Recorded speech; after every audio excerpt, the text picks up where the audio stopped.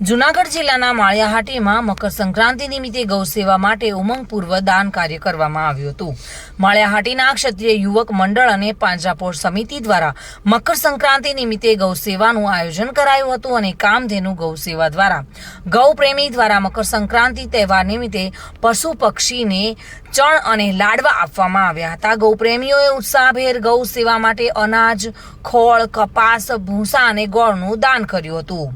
માળિયાહાટીના ગૌપ્રેમીઓએ મકર સંક્રાંતિના પાવન તહેવારે ગૌદાન માટે લોકોને પ્રેરણા પણ આપી હતી। જોકે દાન આપનારા ઉદાર મનુષ્યનો આભાર વ્યક્ત કરવામાં આવ્યો હતો।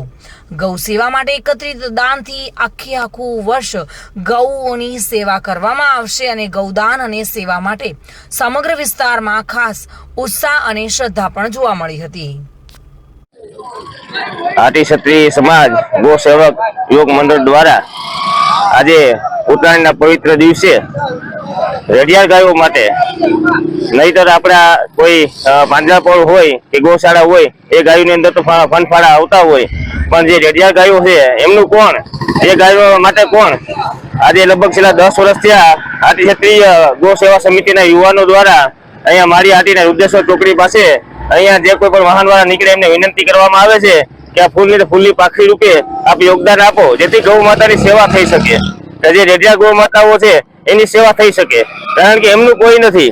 આજે જયારે ચોમાસાની અંદર ચરીને પોતાનું પેટ ભરી શકે, પણ શિયાળાની ઉનાળાની અંદર જયારે એની પાસે કોઈ ચારાની વ્યવસ્થા ન હોય ત્યારે જ્યાં ફનફાળો ઉઘરાવવામાં આવે છે એ ફનફાળામાંથી ચારો લઈ અને બીજા 8 મહિના સુધી એ ગૌ માતાઓને આપવામાં આવે છે અને ગૌ માતાની સેવા કરી શકીએ છીએ।